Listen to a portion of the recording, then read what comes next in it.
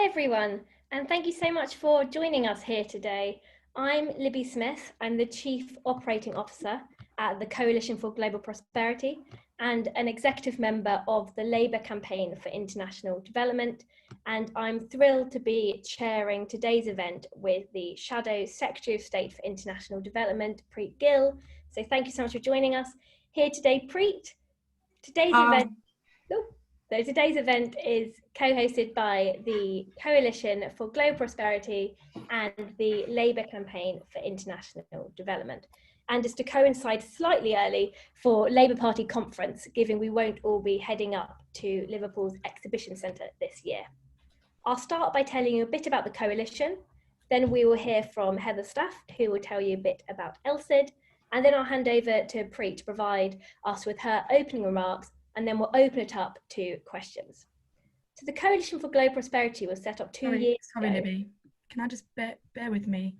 No attendees have entered yet. Just bear with me while I fix something here. Sorry, Libby. Yeah, I saw that. I thought maybe I hadn't gone live yet. No, that's... I'm sorry, I thought that was a cue to say hello, Preet, so apologies for that. I'll just stay quiet. That's fine. No worries, it's all right. I know I thought that was a bit confusing because I didn't say any attendees. So I thought, normally you click and they all are already waiting. Yeah, they all. Yeah. So they all.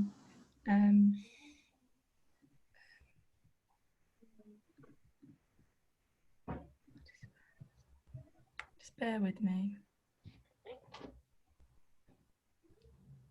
We're just having another colleague log in as admin to see if there's anything that needs to be clicked. I'll pause there, Preet, just for you to say hi. You know what? Don't worry, because now I know. I'll just stay quiet. I'll let you just carry on your flow. It's all these Zoom. I know. It's natural, isn't it, over Zoom, all of us? I know. Oh,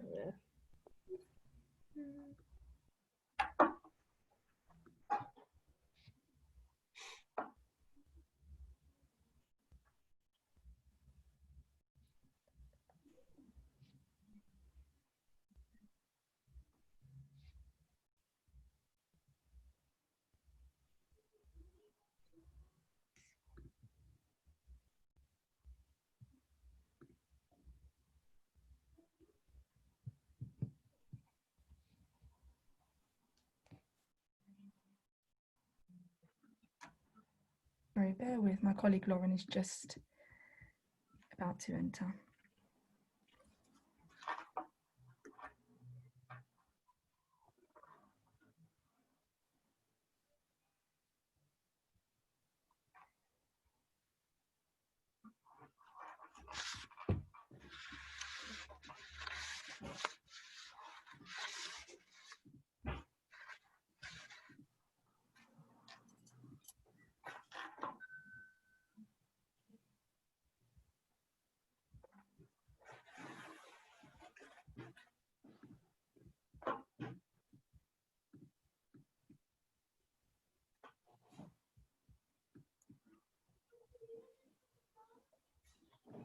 I'm just going to click. Okay, I've started it now again, hopefully. Hi everyone, and thank you so much for joining us here today. I'm Libby Smith, the Chief Operating Officer at the Coalition for Global Prosperity and an executive member of the Labour Campaign for International Development. And I'm thrilled to be chairing today's event with the Shadow Secretary of State for International Development, Preet Gill. So thank you so much for joining us here today, Preet. Today's event is co-hosted by the Coalition for Global Prosperity and the Labour Campaign for International Development, and it's to coincide slightly early for the Labour Party conference, given we won't all be heading up to Liverpool's Exhibition Centre this year. I'll start by telling you a bit about the Coalition, then we'll hear from Heather Staff, who will tell you a bit about ELSID, and then I'll hand over to Preet to provide us with her opening remarks, and then we'll open it up to questions. The Coalition for Global Prosperity was set up 2 years ago because we believe that Britain is at its best when it acts as a force for good in the world, and that a smart and effective aid budget, leveraging British expertise, really can and does transform lives across the world. In the last 3 years, UK aid has supported the immunisation of 37.4 million children, has helped to get 5.3 million girls into the classroom, and has helped provide 40.3 million people with access to clean water and better sanitation. And as the world comes together to tackle the coronavirus outbreak, we are starkly reminded of how important this work really is, both for protecting the world's poorest and for keeping us safe here in Britain. We know that coronavirus doesn't respect country borders. It is a global crisis that requires global coordinated action, of which the aid budget is key. Now, I was fortunate enough to have the opportunity to see the work that UK Aid does firsthand a few years ago, when Preet and I travelled to northern Uganda together to the Bidi Bidi refugee settlement with World Vision. While there, we met a young girl called Farah. At just 14 years old, she was orphaned, having fled the conflict in South Sudan. She now found herself in the Bidi Bidi refugee settlement, caring for her younger brother. And despite all the challenges and immense emotional scars and trauma both the siblings had faced, all she wanted was to return to the classroom. She wanted to become a doctor and return home to South Sudan to help rebuild her country. And I'm sure Preet agrees that you cannot meet children like Farah and not feel incredibly proud of the work that the UK Aid budget does. As the UK redefines its role in the world, we have the opportunity to really consider what sort of nation we want to be. And never has this been so important with the international system experiencing such profound geopolitical change. So in today's event, we'll be exploring questions such as, how can we best support developing countries to respond to the coronavirus pandemic? Was the government right to merge the Department for International Development and Foreign Affairs? And what does a Labour vision for international development look like? And you'll have the opportunity to send in your own questions throughout as well, by clicking the Q&A button at the bottom of the screen and typing out your name, organisation and question. And we'll try and get through as many of these as possible. However, first, I'm going to hand over to the fantastic Heather Staff, who is an active member of the Labour Party, serving as both chair of the Labour Campaign for International Development and secretary for the Socialist Society. So Heather, over to you. Thanks, Libby. We're just delighted to be co-hosting this with the Coalition for Global Prosperity, and also delighted to have Preet come and join us again to talk to you all. Since ELSID was launched in 2009, it has grown to become an active and respected advocate of international development within the Labour Party and beyond. It has organised campaign trips in the last election, worked with Labour MPs to enshrine the 0.7% aid commitment into UK law, and helped shape Labour Party policy. We're also really keen to speak at your local CLP meetings about international development and humanitarian issues, and to really just engage more with the Labour membership in particular, and also particularly the front bench. We're a socialist society, as Libby just said. I'm part of that, affiliated to the Labour Party and affiliated to a number of CLPs around the UK as well. Our two main campaigns are defending the UK's aid, to retain the 0.7% aid target, and to keep an independent Department for International Development. We also look at the responsibility to protect, supporting Jo Cox's call for Britain to take a comprehensive approach to protecting civilians caught up in conflict. We have a brilliant range of speakers able to come and give a short talk and have a discussion with you. Speakers involved include aid and international development experts, including a universal healthcare on refugees and survivors from countries including Rwanda, Syria, Bosnia and Kosovo, and also the World Uyghur Congress. We had an event just the other day on this, and it was particularly important but also harrowing to hear some of those stories and to remind us about the work we do in development and also around the responsibility to protect and humanitarian affairs. Later on, I think we'll put it in the chat, we've got a form that you can fill out if either you want to become a speaker or if you'd like someone to come and speak to you during an event. So that's all really for me. And again, just a massive thank you to Preet and to Libby for doing this event. Thanks, Heather. It's great to hear about ELSID's new speaker network in particular.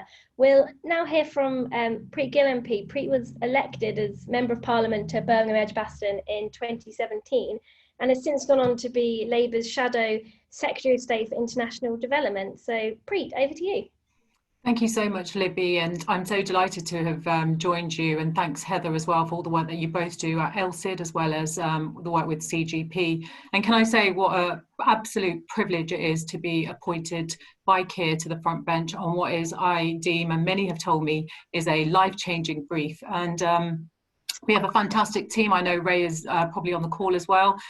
Ray Collins, he sits in the Lords and he works across both our teams with Lisa and myself.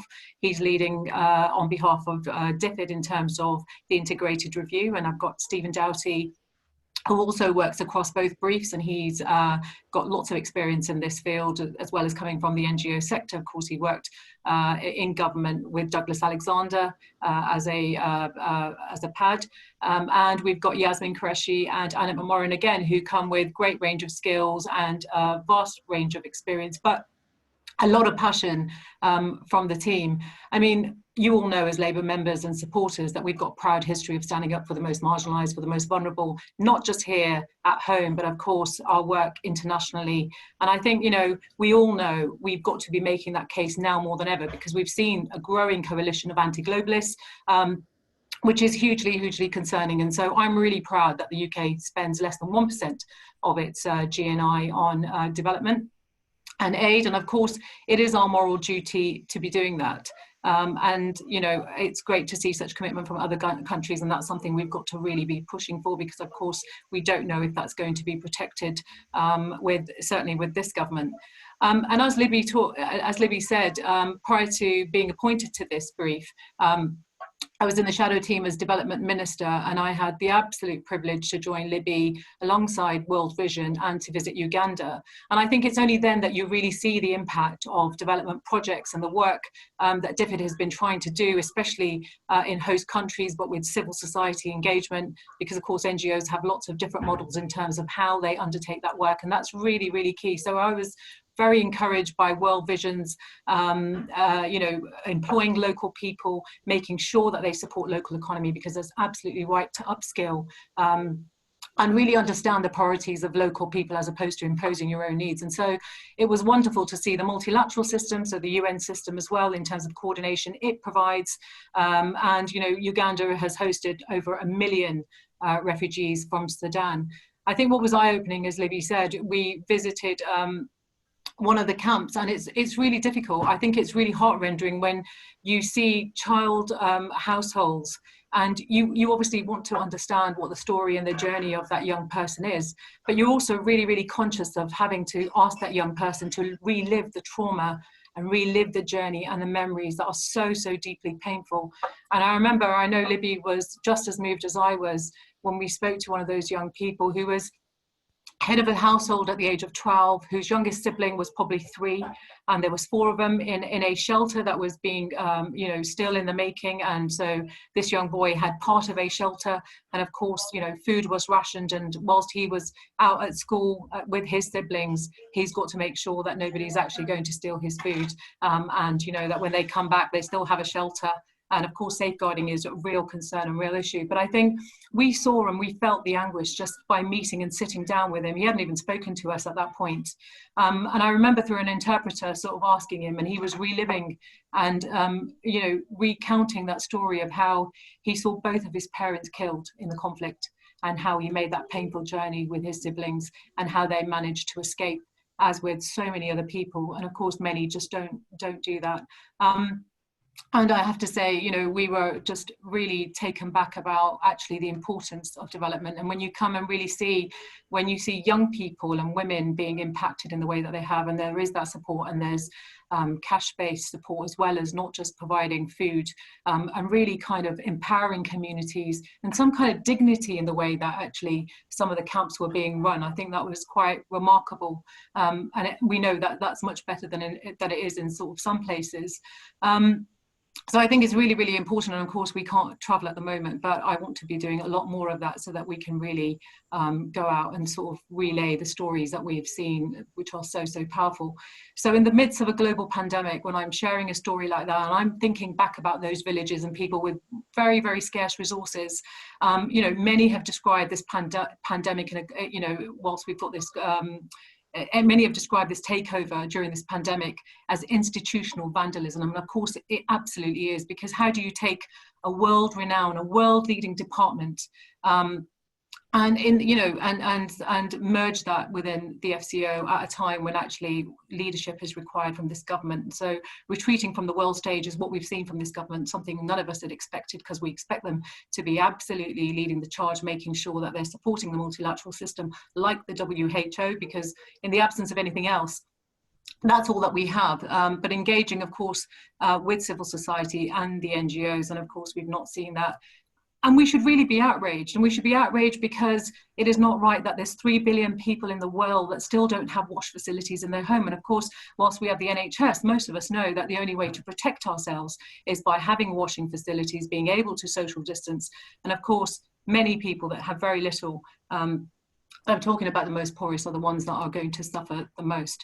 And it's really been disheartening to see the government, of course, take their eye off the ball, because even the Institute for Government have said it takes 2 years to embed any department. And of course, so whilst government should be leading in terms of the pandemic and cooperation and prioritising that, it's actually internally focused on itself and undertaking a vanity project for its own purpose, as opposed to leading the charge for the world's poorest. And so whilst they've been doing this, there's been a number of things that we've been really concerned about. We've been concerned about the fact that we need to retain ICAI. And whilst the government have given some kind of commitment, they've also made a pledge that they're apparently going to review ICAI, which none of us actually understand what that is about. And of course, with a budget in the way that DFID has had, there has got to be absolute scrutiny and value for the taxpayer. And this is so important. I mean, this is something that DFID has got a huge reputation for giving value for the public, for the UK taxpayer, in how it spends its money, but of course the focus on eradicating poverty and the OECD DAC rules. And of course there hasn't been any commitment made from this government, and parliamentary scrutiny is really down to members of parliament to be pushing for it. So I think there is really a lot of work for us to be doing in terms of absolutely calling for scrutiny and making sure that there's audit scrutiny, because of course 30% of DFID's budget gets spent by other government departments, and that has increased under the Tories. But since we've been appointed, the first thing that we did is we put a call out for evidence, because we wanted to understand how the pandemic was affecting the global south. And when I use the term global south, I'm referring to Africa, to Latin America, and to parts of Asia. And so it was wonderful to see that we had over 75 submissions for our call for evidence, really understanding the impact of how this was impacting people in conflict situations, but especially women and girls and those of the aging population.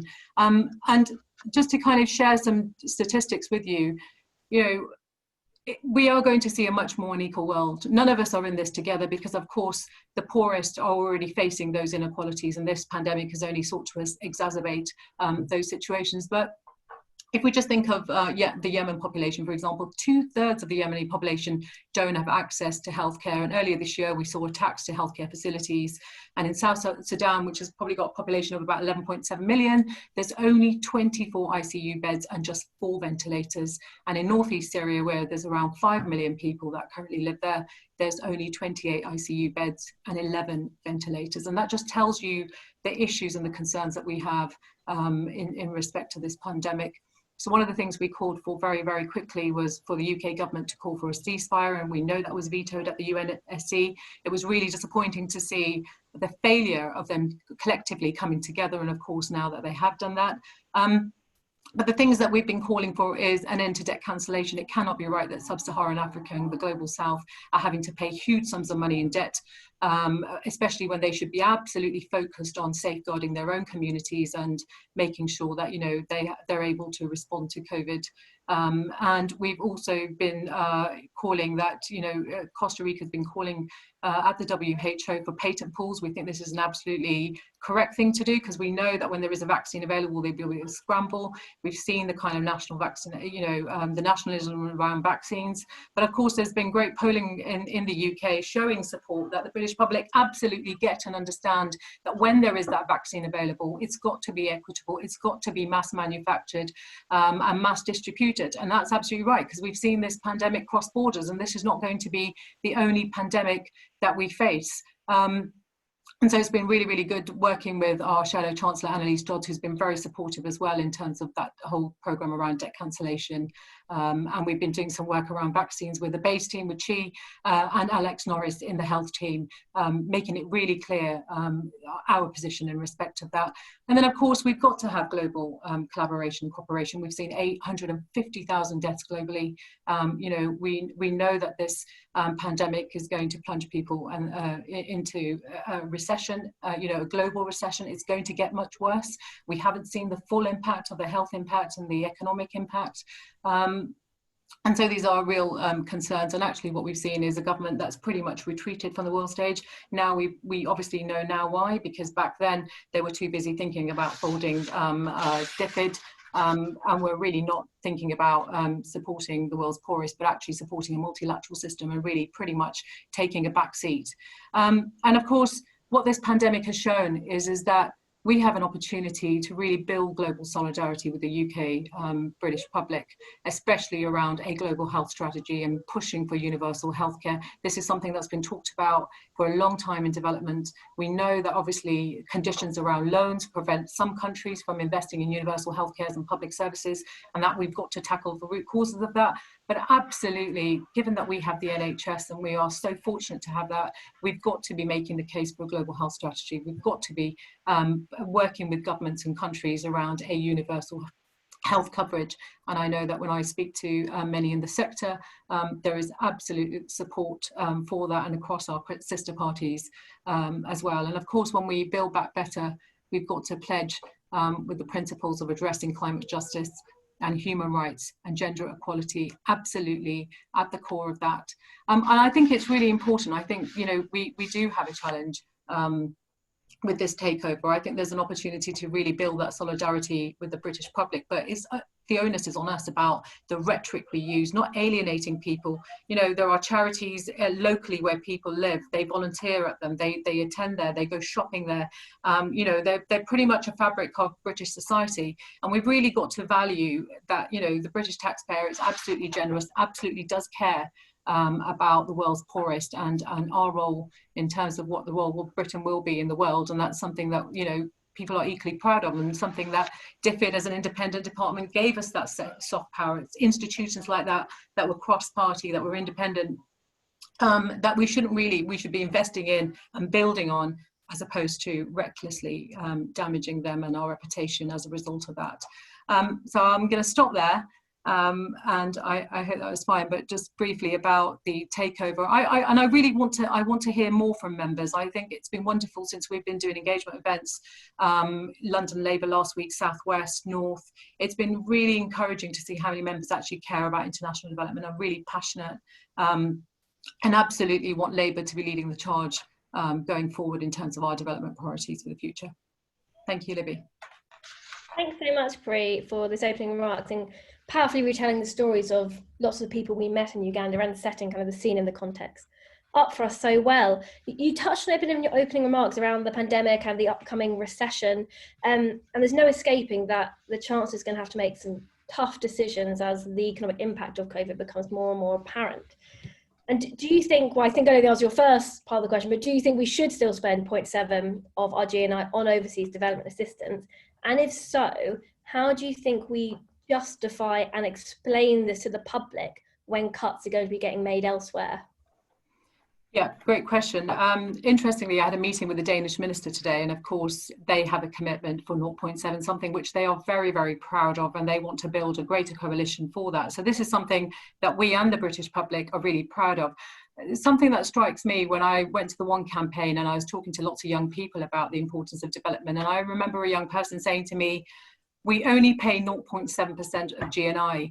Nobody spends 100% of their wages on them when we take home our wage packet. And absolutely right, nobody does. And we are generous. We do give, whether it's to our high street charities, whether it's through NGOs that we support, whether they're faith-based, for example.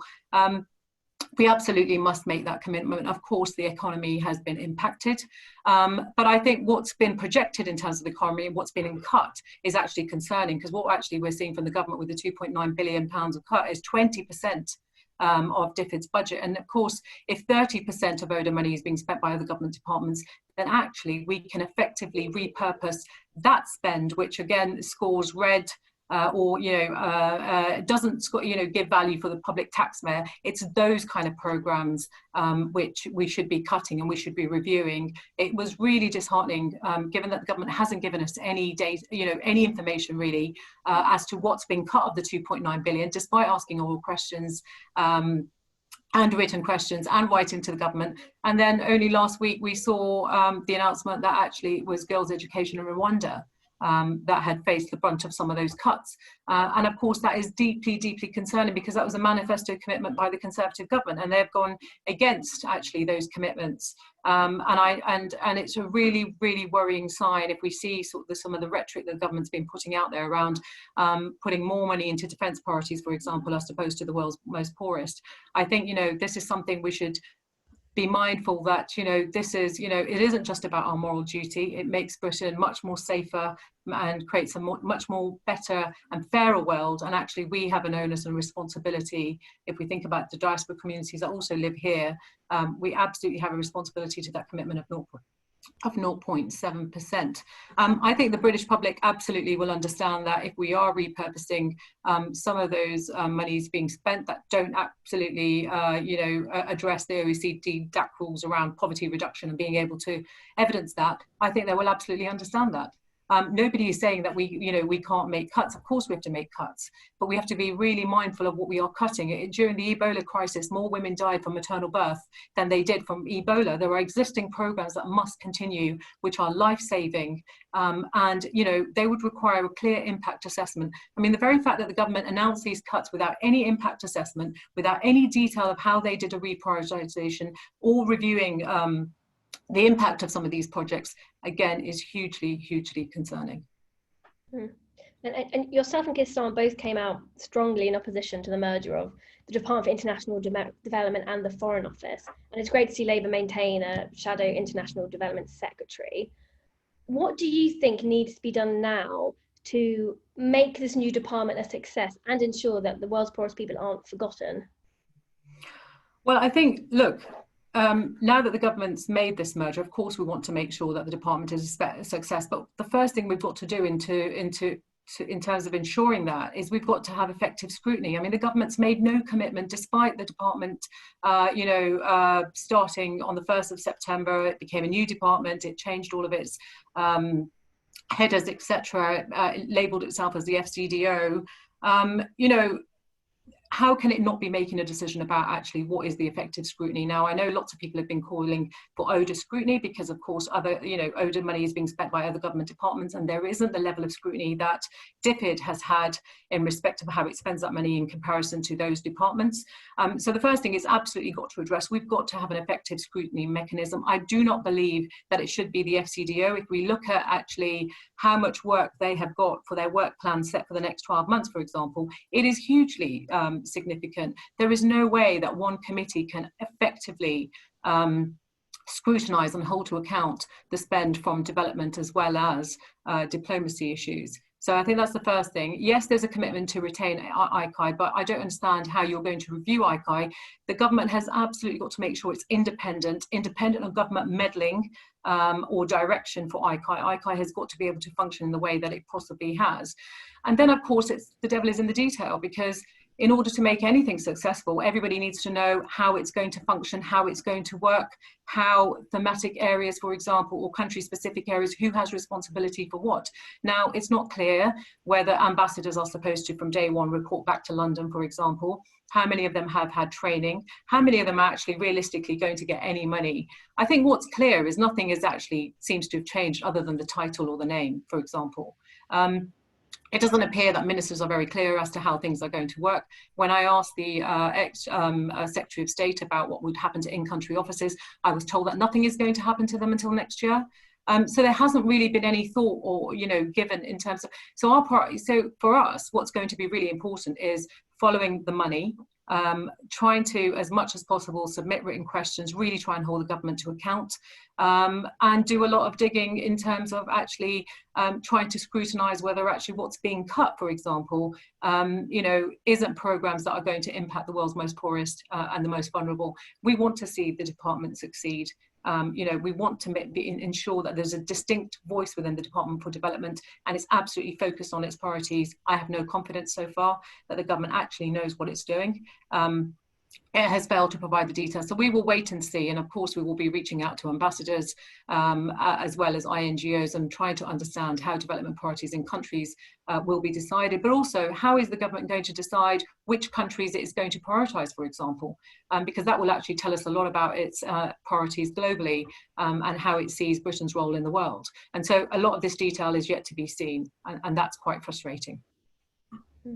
It's encouraging to hear about the work you and your team are doing to try and get clarity on the new department.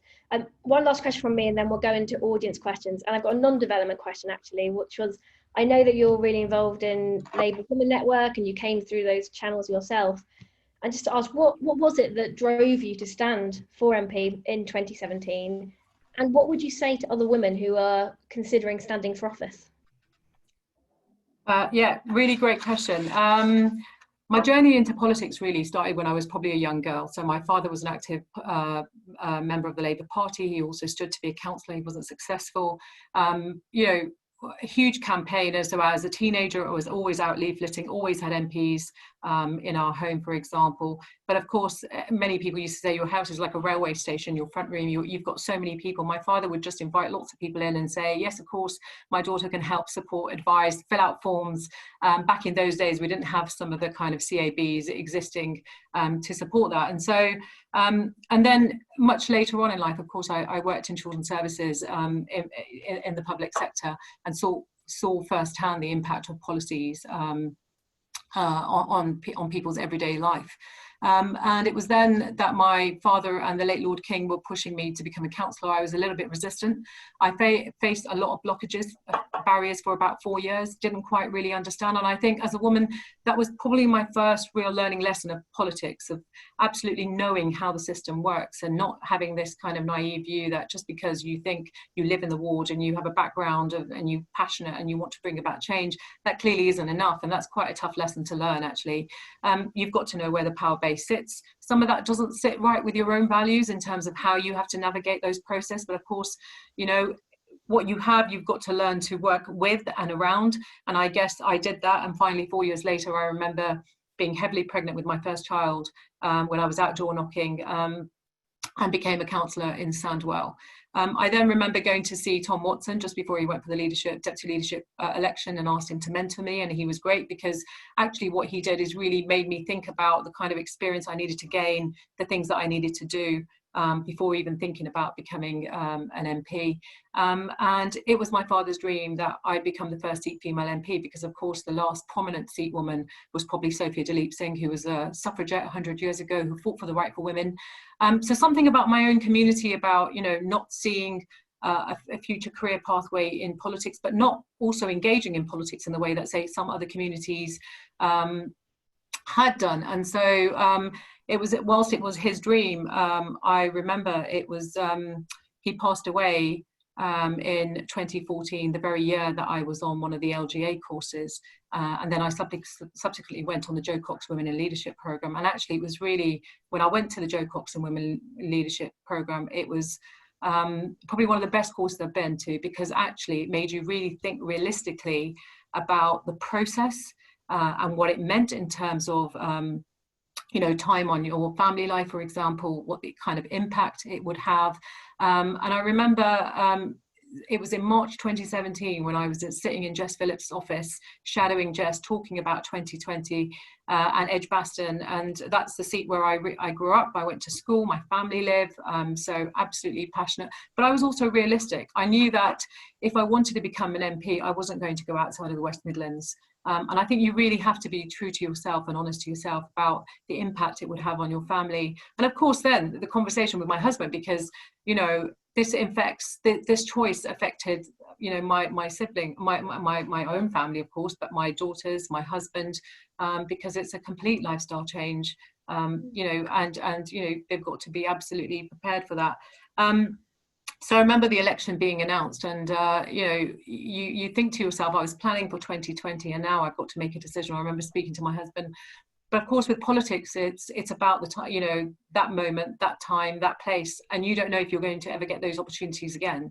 And so I did, and I went for it, and I'm really, really glad I did. And it's been phenomenal how much support I got, really, from the LGA, from Jo Cox, Labour Women's Network, in terms of really pushing me and giving me that confidence and advancement. Because I think sometimes we as women think we need to, you know, have lots more experience before we even try for selections, you know, and I think that says a lot about us in terms of, you know, we want to do it right, we want to feel that we are credible and confident, and, you know, and all those things. But yeah, so what a privilege to have been elected as the first Sikh female MP in this country from Birmingham Edgbaston, which has been a marginal seat, and it was Gisla's old seat.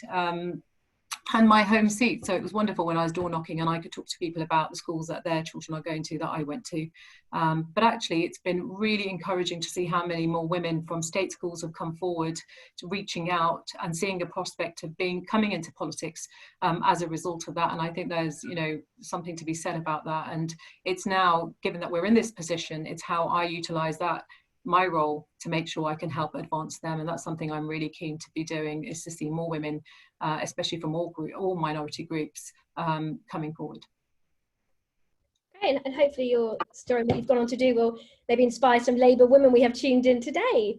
So over to audience questions now, and our first one comes in from your colleague in the Shadow DFID team, actually, from Lord Collins, who asks, given that the future of the International Development Select Committee is uncertain, how can the Labour Party ensure that aid spending continues to be scrutinised so that every penny of taxpayers' money is invested in poverty alleviation?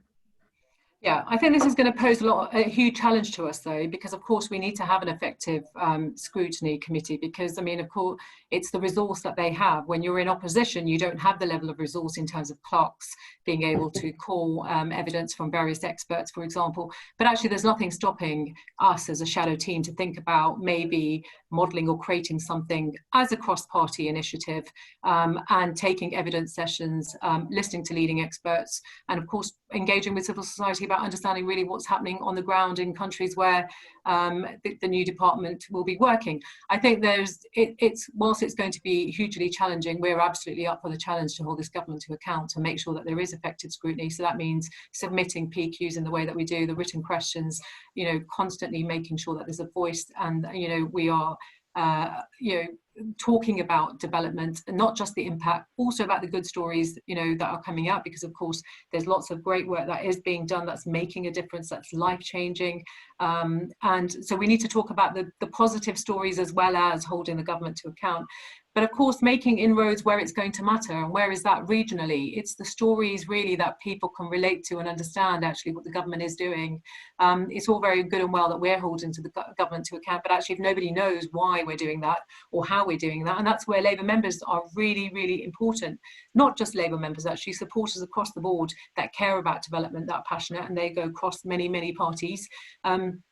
We've got to be building that coalition. How we work with our diaspora communities and faith communities is important. They have a voice. They need to be absolutely exercising that voice.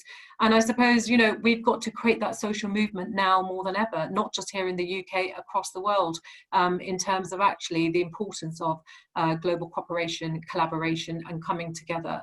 You know, addressing inequalities, because we are going to see a much, much more unequal world.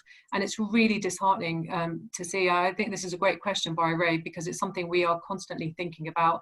I mean, just hearing about the impact of the cuts to girls' education in Rwanda, for example. I mean, it's absolutely devastating, you know, in terms of, we already know that with the pandemic, you know, we've gone back so much in terms of the 18 indicators of the SDGs, for example, and there's got to be a call for action for us to really get on and start moving on some of these key agenda items. So yeah, it's going to be challenging, but I think we can be really creative. I think there's other things to do. I won't tell you all of our ideas because I think that will mean that they're all out there, but we are thinking about creative ways of doing this, and of course working with the INGO sector will be even more integral and more important. And again, civil society, we will be hearing directly from civil society the impact of some of those projects that won't continue. But yeah, we will continue to hold this government to account. Great. And talking about working with civil society, our next question is from Mike Young, who is the Chief Executive of International Alert. And I believe Mike's going to ask his question himself. So over to you, Mike. Thank you, Libby. Can you hear me? Yep, can hear you great. Okay, great. So thanks to you, Libby, and to Heather and the Coalition and ELSID, and thanks to Preet Gill for engaging. International Alert's a global peace building organisation, so issues of peace and conflict are very close to our heart. And of course, the majority of the world's extremely poor now live in countries that are struggling with cycles of conflict and fragility, with that proportion set to rise to 80% by the end of this decade. So just asking, will Labour recommit to peace building and conflict prevention as a central component of foreign and national security policy? And it's especially urgent as our collective ability as an international community and as a bilateral actor to realise the global goals is not only impacted by the pandemic, but also by the fact that fragile and conflict-affected countries were already severely struggling and lagging in progress towards the Sustainable Development Goals, just as was the case with the Millennium Development Goals. Great question. Thank you so much. I really can't speak for Lisa, but what I can tell you in terms of if we take Labour values, then absolutely we want to see more peace around the world. We don't want to see conflict situations. We want to, absolutely, refocus and reprioritize our principles around human rights and the importance of that. And I know that these are the kind of conversations that certainly Keir has had, Lisa has been having across her team around actually, how we raise human rights, the language that we use in terms of, policy formation that we'll be doing going ahead. But yes, absolutely. I don't want to commit what Lisa's team are doing around this, but I certainly know it's going to be a priority for Labour. It's something that, they are looking into.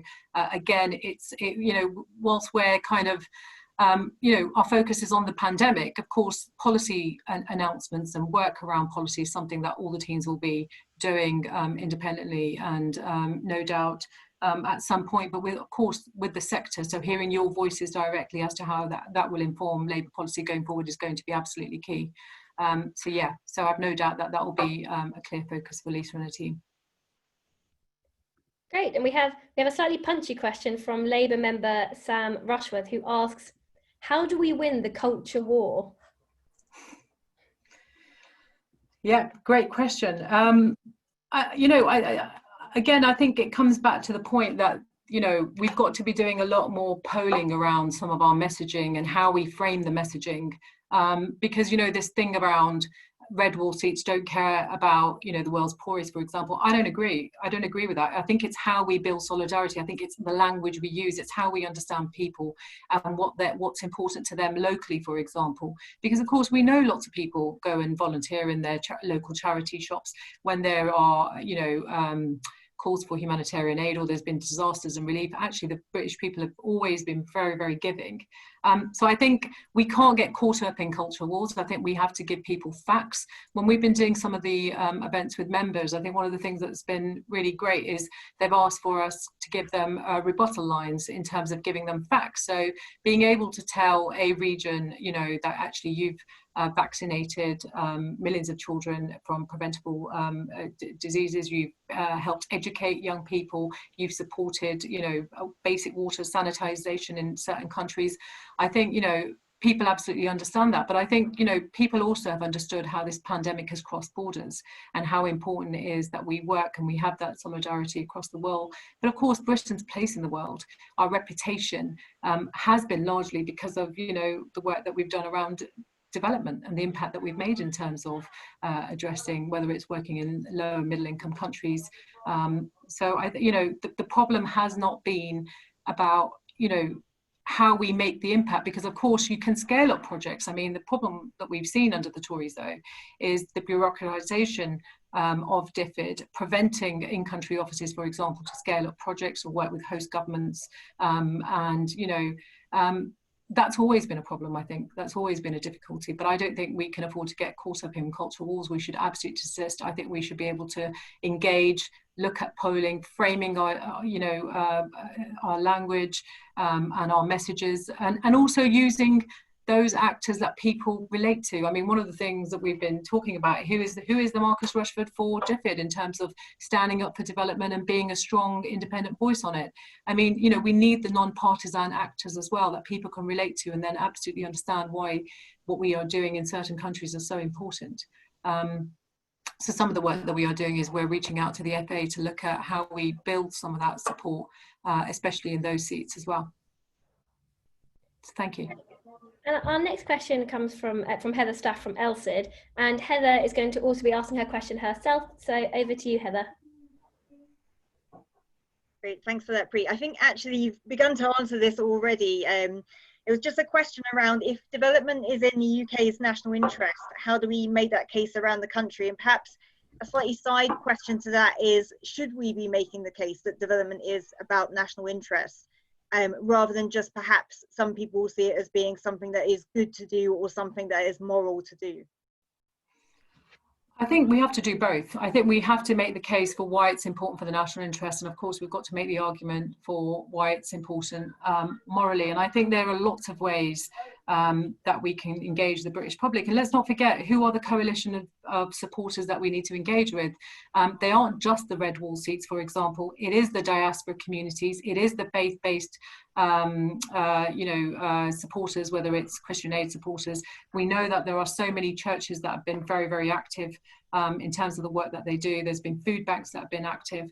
I mean, it's about how you build solidarity and the information that you share. I am sure if we did a campaign of why we think it's important to have a global health strategy, why we must help support those countries that don't have a universal healthcare offer, for example, why we need to do that, given that we've had the NHS, and despite that we've had a high death toll. So can we imagine what it would be like and how catastrophic it would be globally in terms of when that pandemic hits its peak and affects so many people that can't social distance or can't protect themselves because they don't have wash and sanitation facilities available to them. So I think, you know, it is down to us. We've got to think out the box. We've got to be imaginative. We've got to do things differently from the way that we've been doing from them. I think we've always been reluctant. We've always thought that actually DFID and development isn't a vote winner. It isn't something you talk about for general elections.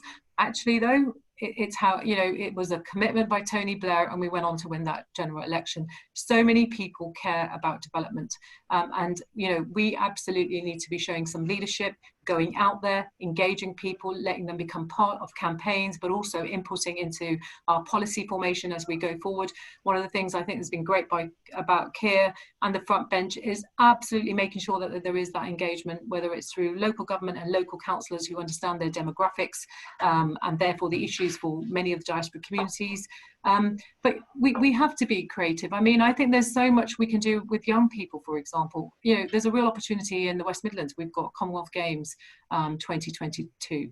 And so actually how we talk about the SDGs, how we engage civil society, how young people talk about it and university students talk about the importance of development. They are the future leaders. We've really got to make sure that we are engaging them in part of the conversation as to what, you know, why it's important that we do what we do.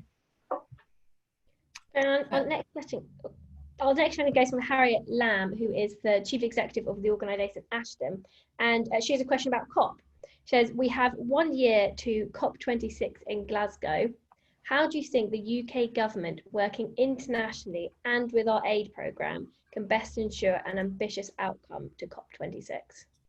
Well, I think it's going to be a critical moment in terms of the fight, and its importance really stems from the fact that it's going to be the first test of the provisions of the landmark 2015 Paris Agreement, which is designed to see the signatories ratchet up their climate ambitions every 5 years in order to kind of limit the rise of global temperature. So COP26 is better thought of as a crucial staging post where national leaders having, in theory, return with tougher commitments that close the gap between the shared ambitions which are embodied in the Paris Agreement and individual state actions. So the world can really take stock of what progress has been made and actually what is it that we need to do more of, you know, in the years ahead, especially when we think about the impact of this this pandemic. And I think this is why success or failure is something that is likely to be determined in capitals around the world long before the delegates arrive in Glasgow in November next year. But I think it's a chance for us to really show global leadership by giving countries and activists from the global south who are most impacted to have a leading voice, because far too often actually they're never part of that conversation. And we need to understand the impact it actually has on them. So I want to see lots more civil society engagement. There's some work that we are doing with the front bench around preparedness for COP26. And so myself and the team are looking at some of the kind of key priorities that we want to be focusing on. Of course, you know, we've got to, you know, we've been calling for the government to stop investing in fossil fuels. I think that's got to be the first point. But of course, there isn't the collaboration that we see through universities and higher education institutions with institutions in the global south about how do we make sure that, you know, many countries can bypass gas and maybe go to hydrogen, for example. How do we, you know, we've got to be much more creative in terms of how we do those collaborative projects with countries and really think about actually the impact that we can make, because we know that they are the ones that are least responsible. And of course then the displacement of people. I mean, climate is going to impact so many people being displaced, and we've got to work together to absolutely address what the impact is going to be of that. So I think there's, yeah, I think we have a huge opportunity, and it's something we are absolutely working on. Great, and our next question comes from Katherine Mulhern. I think Katherine's also going to ask her own question. Hi, thanks, Libby. Preet, I think you already answered some of these questions, but I'll ask it a slightly more tailored one. So my name is Katherine Mulhern. I'm a Director of Conservative Friends of International Development. So I think in many ways we're aligned on a lot of these issues. But one of the things that we're noticing is aid in general is being cut. So the UK, you've mentioned some of these issues, but also elsewhere. The economies of donor governments is definitely going down. Financial issues are popping up, particularly in the most fragile states. So what is your view in terms of how we protect what we've managed so far? Because with the financial, the crisis, the economic shock, the issues around commodity prices, the issues with debt and potentially debt defaults, there's not a lot of money in the system, particularly for the most fragile states. So given the work that you've done and also some of your field work, what's your view in terms of how we protect what we've managed so far?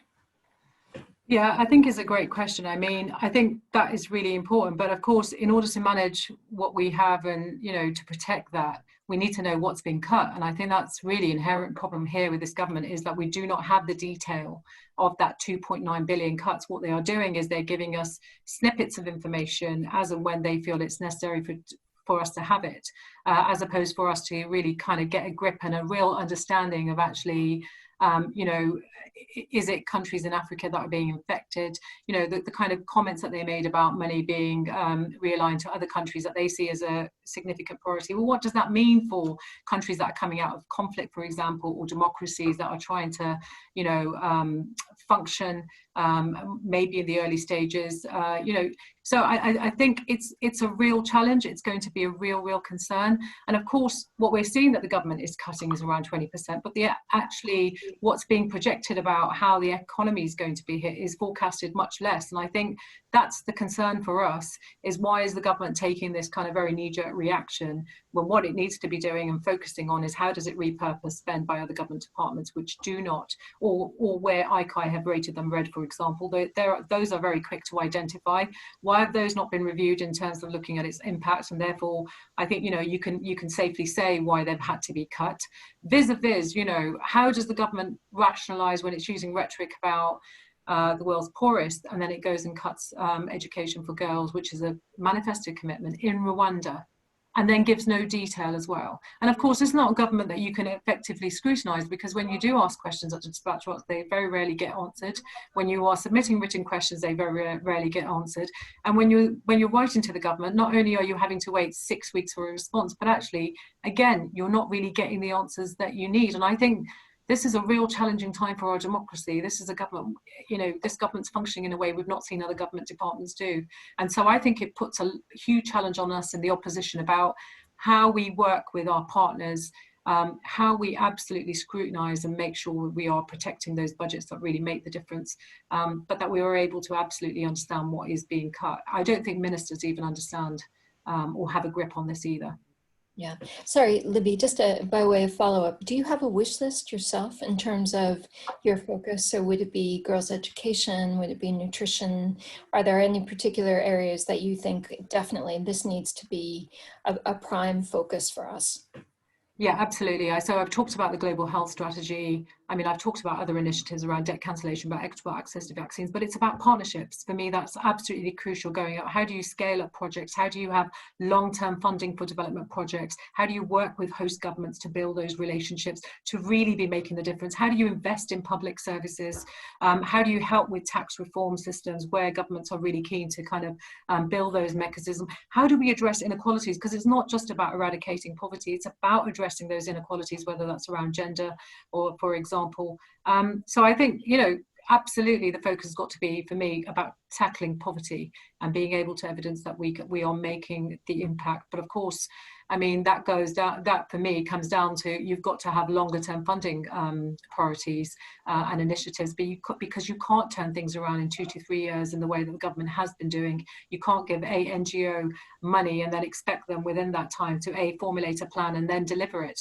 You know, these are kind of the timescales that they don't really think about development in the way that I think Labour does, around really making a difference and going to the root cause of some of these issues and tackling them there. But thank you so much for your question. I think this is going to have to be our last question. Thank you so much for all the questions we've got in, and sorry we couldn't get to so many of them. So this last one comes from Maggie Gardner from the Freedom Fund, who asks, what would Preet Gill see as the UK's future role in combating modern slavery? And how in a world where we're looking to build back better can slavery be reduced? Wow, huge question. Well, I mean, let's break this down. So, I mean, we have the Modern Slavery Act, which deals with the trafficking of people. What we don't have, though, is legislation which addresses how companies are held to account about their supply chains in terms of exploitation of people, whether that's around social protections, conditions that they are, salaries, etc. So I think, I think there's a lot of work to be done in terms of how we bring that focus about human rights and how, certain sectors, whether that's women, are being impacted as a result of slavery. So I think there's a lot of work that needs to be done in that area. But of course, it's how a lot of it is about, for me, is you have legislation. It's how do you make it effective and enforceable, and how do you protect those very people? Because of course you've got to have then the resource on the ground to be able to implement and to be able to address those issues in terms of really bringing an end to human trafficking and slavery of children. I think it's the thing that probably affects all of us. When we travel, we're all global travellers, especially when we see the exploitation of children, whether it is them being used to beg, being out on the streets, not adequately clothed. I think all of us really care and are quite concerned about that. But of course, you've got to work in partnership with governments to be able to bring about legislation to accept that these are concerns. Whilst these are some of these issues in the Western world, especially in the UK, we've managed to get a grip of. Many countries, because of cultures, because of beliefs, will have got to go through a different process in terms of really understanding why they need to make the shift and why it's important to have adequate protections for women and girls and children and those groups that are vulnerable and at risk of being trafficked or exploited in any which way. So I think there's a lot of work that we need to do. I think it's really difficult, especially, when we leave the EU, for example, of how we work with our partners across borders to be able to work together to tackle the deep-rooted causes of slavery and trafficking. Thanks, and of course it's such a emotive issue, talking about modern slavery. So that's all we're going to have time for today. Thank you so much for all of the questions that came in, and I'm sorry that we couldn't get to so many of them. I'd just like to say a huge thank you to the excellent Preet Gill and Tether staff. So thank you to you both. I think it's been some really fascinating topics have covered there. I do hope that you've all enjoyed the virtual event tonight. I certainly have. And as Heather mentioned, if you are interested in having a speaker attend your CLP, do look at the Labour Campaign for International Development website. the Coalition for Global Prosperity will also be hosting many more virtual events over the coming months, so do keep an eye on our website and Twitter feed to hear more about those. And thank you again for tuning in. Thank you, Preet, and I hope you'll have lovely evenings. Brilliant. Thank you so much. Really appreciate it.